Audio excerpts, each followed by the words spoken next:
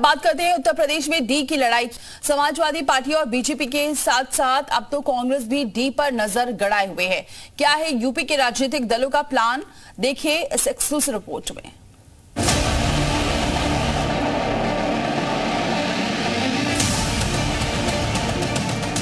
21%। इसी 21% के लिए उत्तर प्रदेश की 3 बड़ी पार्टी के 3 बड़े नेता रणनीति बनाने में जुटे हुए हैं। जिसके पास ये 21% आ गया, उसके लिए 2027 की राह आसान हो जाएगी।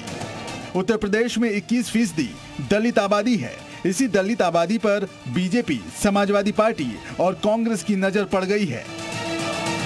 लोकसभा चुनाव में उम्मीद के मुताबिक नतीजा नहीं आने पर अब बीजेपी ने अंदरूनी ओवरहॉलिंग शुरू कर दी है और सबसे पहले छिटके दलित वोट बैंक को दोबारा अपने पाले में करने की कोशिश में है। इसके लिए बीजेपी प्लान डी पर काम करने जा रही है।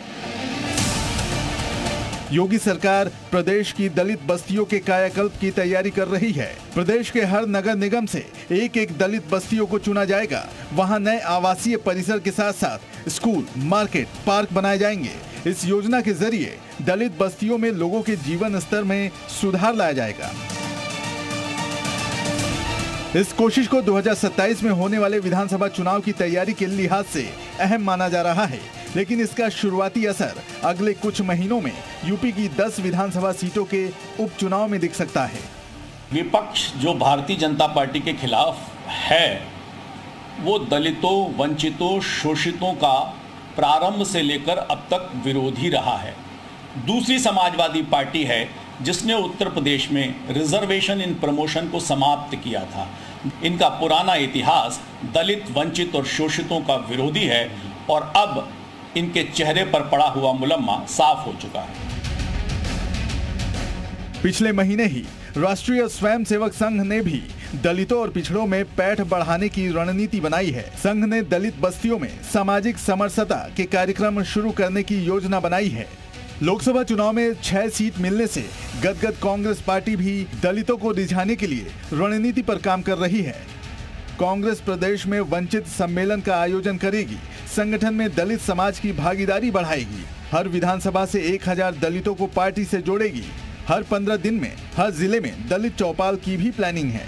2022 विधानसभा चुनाव में कांग्रेस को 403 में से सिर्फ 2 सीटें मिली थी। अब कांग्रेस इस कोशिश में है कि 2027 में उसकी सीटों का आंकड़ा कम से कम डबल डिजिट में पहुंच जाए। लगातार दलितों के प्रति जिस तरीके का नफरती रवैया भाजपा का है, तो योजनाएं लाने से क्या काम होगा।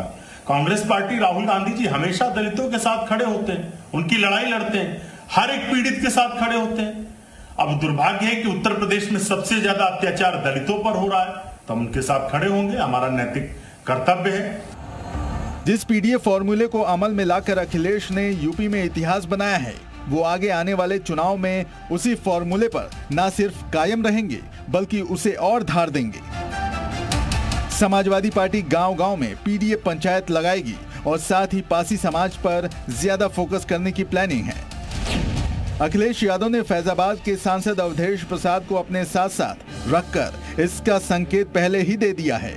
10 सीटों पर होने वाले विधानसभा उपचुनाव के लिए बीजेपी, कांग्रेस और एसपी की निगाहें दलित वोट बैंक पर हैं। सवाल है कि अब मायावती की रणनीति क्या होगी, वो अपने बचे खुचे वोट बैंक कैसे बचाएंगी। विशाल पांडे के साथ ब्यूरो रिपोर्ट, जी मीडिया।